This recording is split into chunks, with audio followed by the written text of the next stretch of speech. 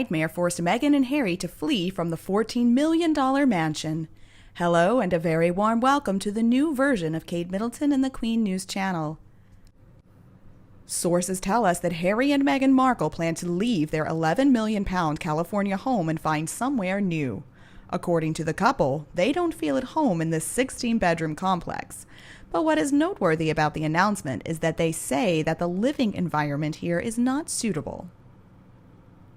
Now, as we know, this has nothing to do with location or the house itself. They chose their neighbors carefully, Oprah and Ellen. If the house is the problem, they could renovate all of it or parts of it. I can only assume that their plan isn't going quite as they expected. In other words, they can't afford it. And this little announcement is just cheap advertising for the sale. The home is owned by a real estate corporation. The upkeep must be eye-wateringly pricey, and they haven't made any money.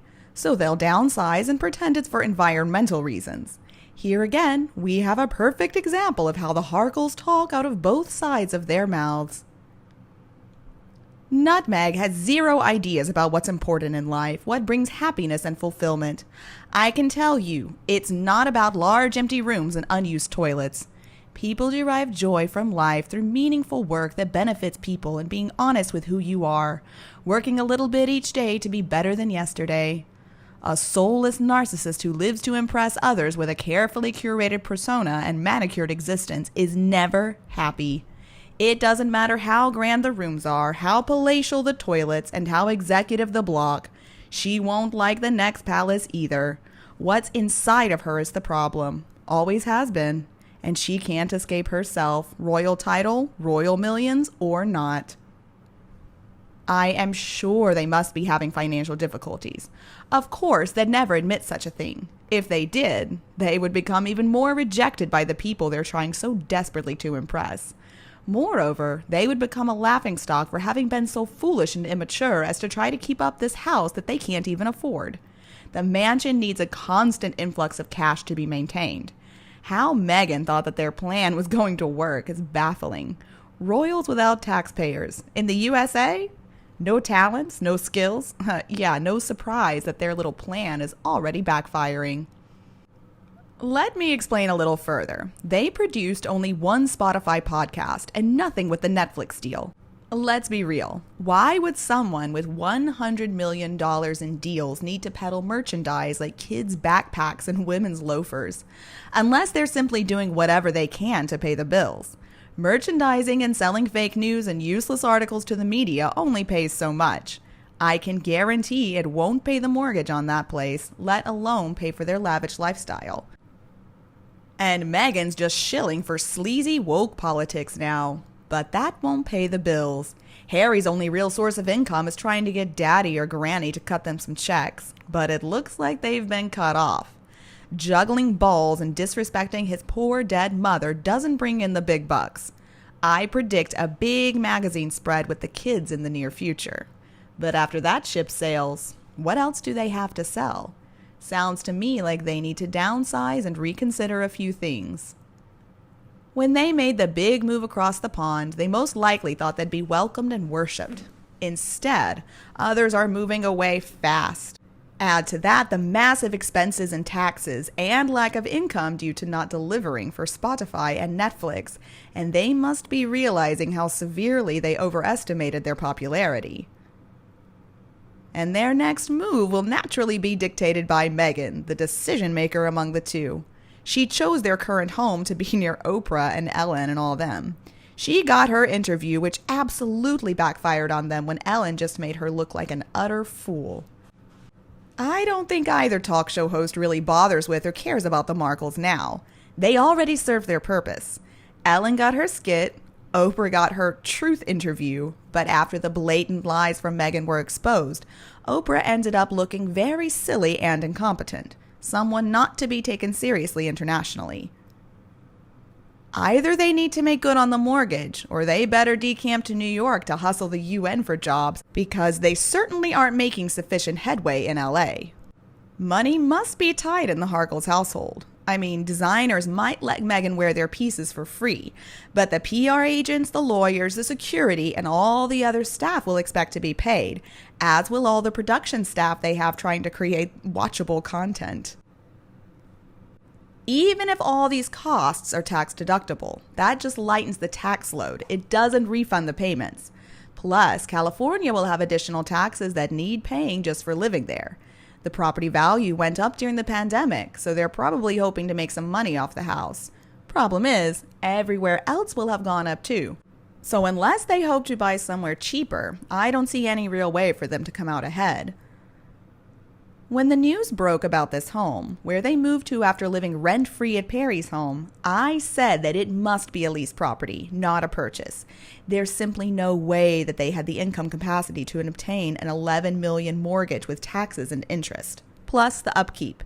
The numbers just don't add up. Costs to maintain an estate of that size are astronomical, even if owned outright, with no mortgage.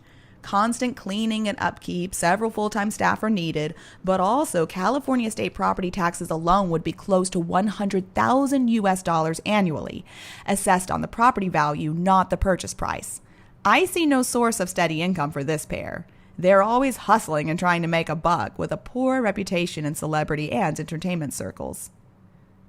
So the only con left for them to try is politics, which I do believe they're exploring. I predict they'll try to relocate to the U.S. East Coast, but then those circles see through them too.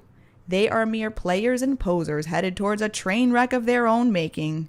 It's sad what's become of Harry, but he has overplayed his Diana card and he must suffer the consequences of his poor judgment, his arrogance, and his disloyalty. His so-called jobs don't earn him any real income. So I stand by my assessment. The lease was a 2-year lease, which is common in these kinds of properties. Now it's time to renew for 2 more years, and the price has increased. They have no choice but to downsize.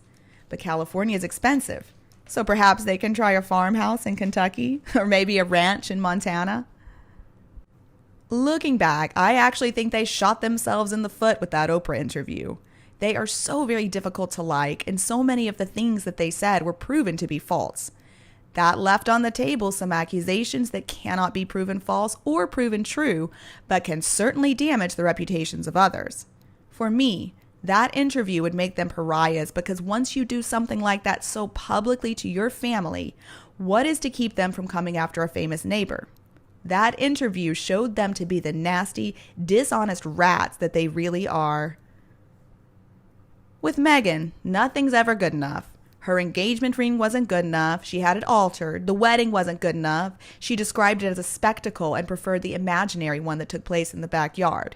The royals weren't good enough. Catherine didn't make her feel welcome, and some horrible mystery person dared mention skin tone. The staff weren't good enough. They didn't work hard enough. Frogmore wasn't good enough. Without Harry and royal connections, she would never be able to live this lifestyle. But that didn't stop her from trashing them. She has shown that she is in no way grateful for what she's been given. One day, she will realize that it's meaningful relationships with other people, not money, that really makes you happy. How long before old Ginge isn't good enough and he has to go? Harry is in love with a woman who reminds him of his mother only because she's tried her damnedest to point out all the ways she's like his mother, whether it's true or not. Now he feels like he needs to protect her to make up for being unable to protect his real mom.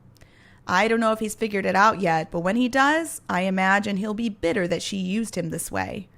Funnily enough, dare I say it, perhaps she's the problem and is simply not good enough to be connected in any way to the royal family. She's just one of those people who will never be happy or satisfied. Her whole life, she has dropped people, places, and things once she realized they're not the magic bullet that will fill her emotional void. It may be the house today, but at some point, I guarantee you, it's gonna be Harry. Someday, Harry will live to regret all he did, including and especially divorcing his family, all in an attempt to try to make her happy. She'll always be looking forward to the next person, place, or thing. I feel so sorry for those kids. And you? What do you think about them? Please tell me your opinion below in the comments section, and we'll also discuss the Sussexes. If you see my video is useful, don't forget to like and share my video with anyone who needs it now. And don't be afraid to subscribe to Kate Middleton and the Queen News New Version channel to get more updates in the future. Now, thank you for watching, have a nice day, and I'll see you in the next videos.